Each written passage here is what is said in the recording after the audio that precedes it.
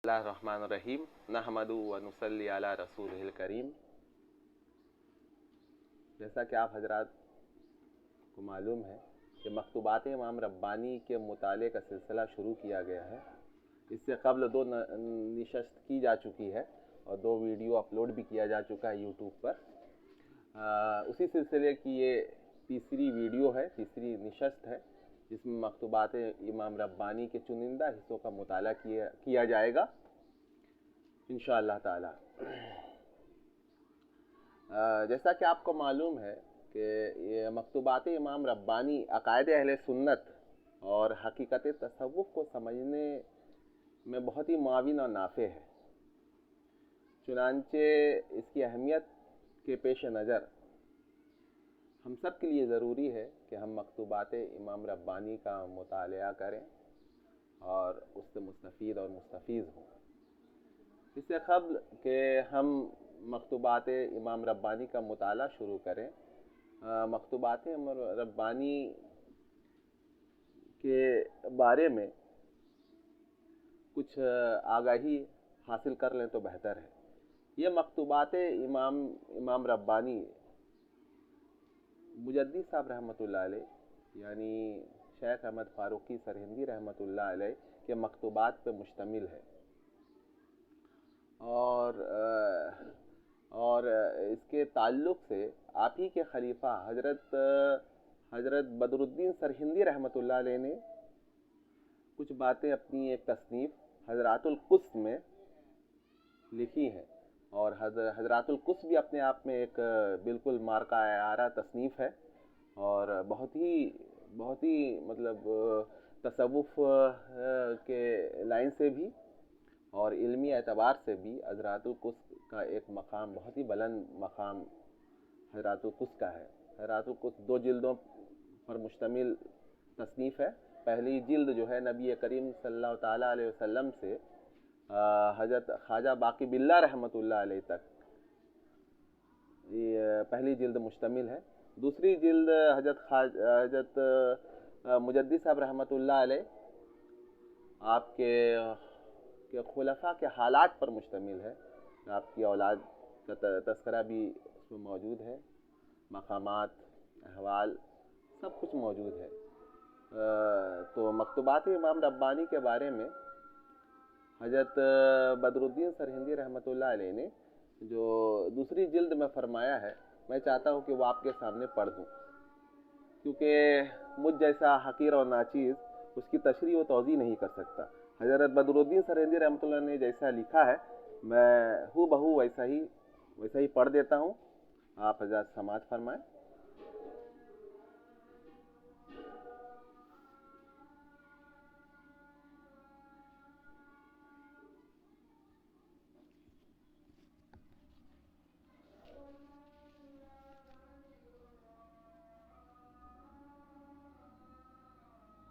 हज़रत बदरुद्दीन सरहिंदी रहमतुल्लाह फरमाते हैं कि हज़रत मुजद्दिद रहमतुल्लाह अलैह के बारे में बाज़ लोगों को कुछ तरद्दुद था। उन्हीं में से एक अमीर वक्त भी थे। उन्होंने उस वक्त के काज़ुल क़ाज़ात से जो आप यानी मुजद्दी साहब रहमतुल्लाह अलैह से इरादत रखता था, दरियाफ्त किया कि तुम तो आलिम हो और सच्चे भी हो और अमानत व दियानत वाले हो। उन यानी हज़रत मुजद्दी साहब रहमतुल्लाह अलैह का हाल तो बताओ। उस काजुल ख़ाज़ात ने फरमाया कि इस ताइफ़ा के बातिनी अहवाल हमारे इदराक व फ़हम से बाहर हैं। अलबत्ता मैं इस कदर जानता हूँ कि आपके अहवाल व अतवार को देखकर मुतक़द्दिमीन औलिया कराम के एतवार की याद ताज़ा हो जाती है, क्योंकि हमने जब अगले वक्तों के बुज़ुर्गों का हाल किताबों में पढ़ा था तो दिल में यह ख्याल गुजरा था कि उनकी सख्त रियाज़तों और इबादतों का ज़िक्र उनके मुरीदों ने मुबालगे से किया होगा। लेकिन अब जो हमने आप यानी हज़रत मुजद्दी साहब रहमतुल्लाह अलैह के मामलात को देखा तो वो तरद्दुद दूर हो गया, बल्कि उन बुज़ुर्गों के अहवाल लिखने वालों से हमको शिकायत है कि उन्होंने कम लिखा है। आगे लिखते हैं, एक बाअमल आलिम जो परहेजगार भी थे اور مقتدائے اثر بھی تھے۔ حضرت مجدد رحمۃ اللہ علیہ کی تصانیف کے سلسلے میں کہا کرتے تھے کہ ہماری قوم کی کتابیں یا تو تصنیف تھیں یا تالیف تھیں۔ یعنی تالیف تو وہ ہے کہ دوسرے لوگوں کی باتوں کو اچھی ترتیب کے ساتھ جمع کر دیا جائے، اور تصنیف وہ ہے کہ خود کے حاصل کیے ہوئے علوم و اسرار اور نکات و مقدمات کو لکھا جائے۔ تو مدت ہوئی کہ دنیا سے تصنیف ختم ہو چکی ہے اور صرف تالیف رہ گئی ہے۔ اگرچہ میں آپ یعنی حضرت مجدد صاحب کا مرید نہیں ہوں، لیکن حق و انصاف کی بات یہ ہے کہ اس زمانے میں آپ کے مکتوبات اور آپ کے رسالے سب کے سب تصنیفات ہیں، تالیفات نہیں ہیں، کیونکہ بہت کچھ میں نے مطالعہ کیا، دوسروں کی کوئی بات آپ کے یہاں تحریر نہیں ہوئی سوائے ندرت اور ضرورت کے، اور زیادہ تر آپ کے مکشوفات اور ملہمات ہی ہیں جو سب کے سب بہت بلند، درست اور شریعت مطہرہ کے مطابق ہیں۔ آگے ایک جگہ حضرت بدرالدین سرہندی رحمۃ اللہ علیہ نے مکتوبات کا درجہ مجدد صاحب رحمۃ اللہ علیہ علوم، جو مجدد صاحب رحمۃ اللہ علیہ کو جتنے قسم کے علوم عطا ہوئے تھے، ان علوم میں سے مکتوبات کا کیا درجہ ہے اس کے بارے میں فرماتے ہوئے لکھتے ہیں کہ واضح ہو کہ مبدأ فیاض سے جو کچھ معارف و اسرار حضرت مجدد کے باطن شریف میں وارد ہوئے تھے، ان کی کئی قسمیں ہیں۔ ایک قسم تو وہ ہے کہ آپ ان کو دل سے زبان تک نہیں لائے اور رمز و اشارہ سے بھی کبھی ظاہر نہیں کیا، مثلا حروف مقطعات اور متشابہات قرآنی کی تعویل جو آپ پر منکشف ہوئی تھی۔ دوسری قسم وہ ہے کہ آپ نے ان کا اظہار صرف اپنے صاحبزادوں سے خاص طور پر کیا اور دوسروں کو اس میں شریک نہیں فرمایا اور تحریر بھی نہیں فرمایا۔ تیسری قسم کے معارف وہ ہیں جن کو آپ ان مریدوں سے جو کاملین اصحاب میں سے تھے بیان فرمایا، اور ان کے اظہار کے وقت خلوت ہوتی تھی اور دروازہ بند کر لیا جاتا تھا، اور اتفاقاً کوئی اور شخص آ جاتا تو آپ سکوت فرماتے اور روئے سخن کو بدل دیتے اور بقیہ اسرار کو کسی دوسرے وقت بیان فرماتے، اور ایسے غیراں قدر معارف حتی الامکان تحریر میں نہیں لاتے تھے، مگر جب کوئی محرم راز اس کے لیے التماس کرتا تو اجابت سوال کے لحاظ سے اس طرح تحریر فرماتے کہ ہر شخص اس کا ادراک نہ کر سکے۔ چوتھی قسم یہ ہے کہ سائل کچھ دریافت کرتا تو عام فائدے کے لیے عموماً وہ شمولاً تحریر فرما دیتے۔ آپ کے رسالے اور مکتوبات جو 3 دفتروں میں ہیں اور بڑی برکتوں والے ہیں، اسی چوتھی قسم پر مشتمل ہیں، اور ان میں سے ہر معرفت دل کے بیماروں کے لیے شفا اور محجوروں کے لیے وصال ہے۔ یہ تمام مکتوبات، قدسی آیات اور رسالے 40,000 ابیات سے زیادہ ہوں گے۔ دفتر اول میں 313 مکتوبات ہیں جو آپ کے حکم کے مطابق اور انبیاء مرسلین اور اصحاب بدر کی تعداد کے مطابق ہیں، اور 1025 ہجری میں مکمل ہوئے ہیں۔ چنانچہ ان کی تکمیل کی تاریخ در المعرفت کے لفظوں سے برآمد ہوتی ہے۔ دوسرا دفتر 99 مکتوبات پر مشتمل ہے اور ان کی تعداد اسماء الحسنہ کے مطابق ہے۔ اس کا تاریخی نام نور الخلائق ہے، جس کے عدد 1028 ہجری ہیں۔ تیسرا دفتر 114 مکتوبات پر مشتمل ہے، جیسا کہ قرآن پاک کی سورتوں کی تعداد ہے، لیکن بعد میں 10 مکتوبات اور بھی شامل کر دیے گئے اور اس دفتر کا تاریخی نام معرفت الحقائق رکھا گیا، جس کے عدد 1040 ہجری ہیں۔ معلوم ہوا کہ مکتوبات امام ربانی حضرت مجدد صاحب رحمۃ اللہ علیہ کے علوم میں سے چوتھے درجے کے علوم ہیں جو ہم لوگوں کا، اور یہ بھی چوتھے درجے کا علم اس درجے کا ہے کہ عوام تو عوام، بعض خواص بھی سمجھنے سے آری ہیں۔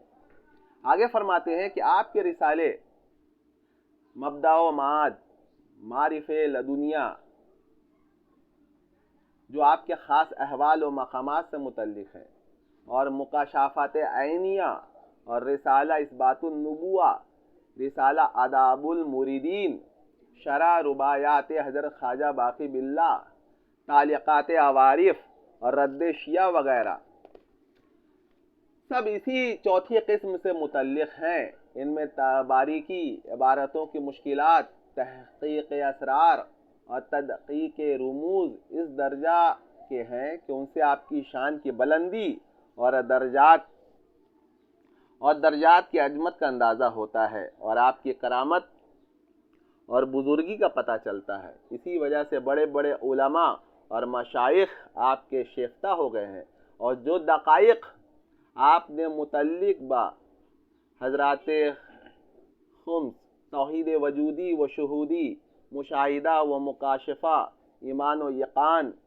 غیب و عیان، اطوار سبع و الوان مختلفہ، تجلیات، جمع بین التشبیہ و تنزیہ، خطائے اطلاق و محال تعینات، تجلی برقی و دوامی، معاملہ ورائے تجلی، سکر و صح، علوم وراثت و غیر وراثت، ولایت کی قسموں کی تحقیق، یعنی صغرا و کبرا و علیہ، مقام نبوت و رسالت،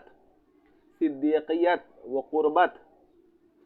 تدلی و تدنع،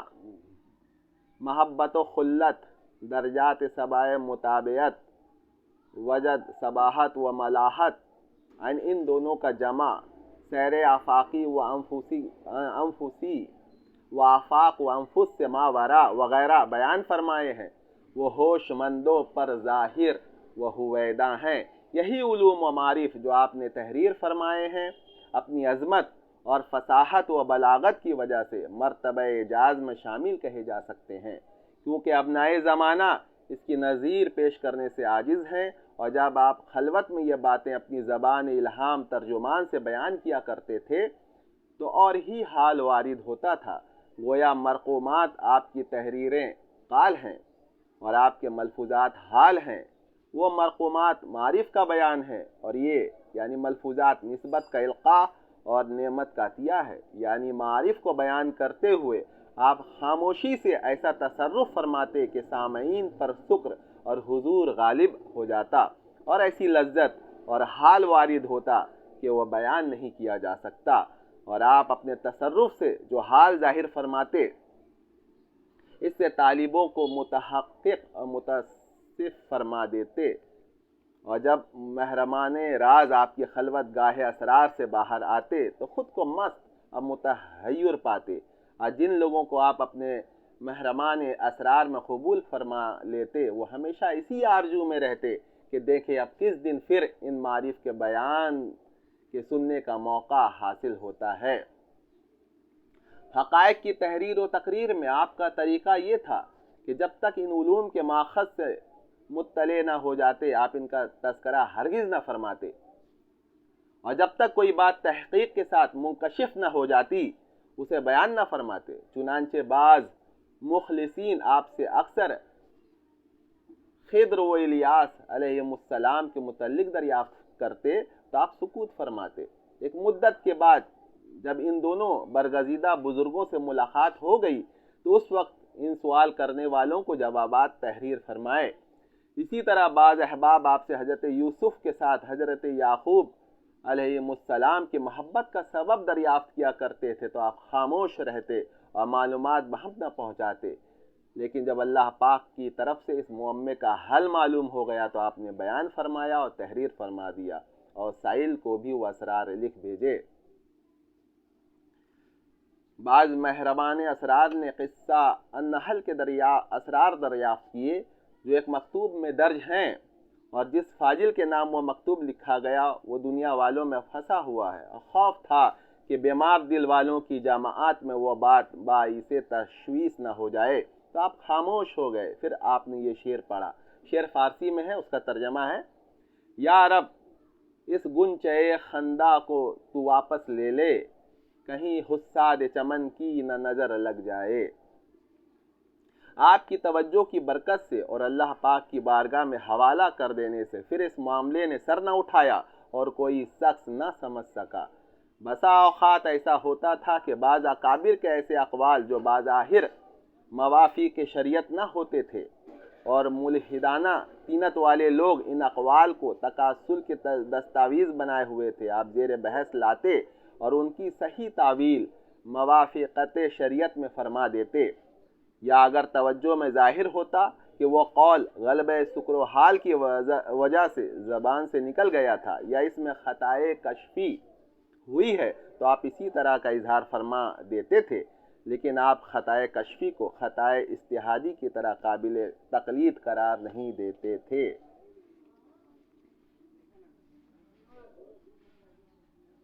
اور اگر کم علم اور ناقص فہم والے لوگ اس بات میں شدت کرتے تو پھر آپ حمیت اسلام اور غیرت دین اور حضور انور صلی اللہ علیہ وسلم کی کمال مطابعت کی وجہ سے اس کا رد تحریر فرماتے تھے۔ چنانچہ آپ نے ورائے نفس و آفاق کے سلسلے میں جو کچھ لکھا ہے وہ اسی نوعیت کا ہے اور اسی طرح کی وہ تحریر ہے جو آپ نے سید الطائفہ رحمۃ اللہ علیہ کے اس کلام کی تشریح میں لکھی ہے کہ حادث جب قدیم سے متصل ہو جاتا ہے تو اس میں حدوث کا اثر باقی نہیں رہتا۔ یہ تھا کچھ تعارف مکتوبات امام ربانی کا جو حضرت بدر الدین سرہندی رحمۃ اللہ علیہ نے۔ ایسے تو یہ تعارف اور مکتوبات امام ربانی کو سمجھنے کے لیے وہ پورا دفتر کا دفتر چاہیے، اور یہ حضرات القدس خود ایک بہت ہی بلند پائے کی کتاب ہے اور اس میں بہت تفصیل سے مکتوبات کے بارے میں لکھا گیا ہے۔ میں نے مختصراً عرض کر دیا ہے تاکہ ناظرین و سامعین مکتوبات امام ربانی کی اہمیت و افادیت کو سمجھ سکیں۔ آج مکتوبات امام ربانی کے چنندہ حصوں کو پڑھ نہیں پائے کیونکہ ویڈیو طویل ہو چکا ہے، چنانچہ آج کی نشست یہیں پر ختم کی جاتی ہے اور انشاءاللہ اگلی ویڈیو میں پھر ملاقات ہوگی۔ السلام علیکم۔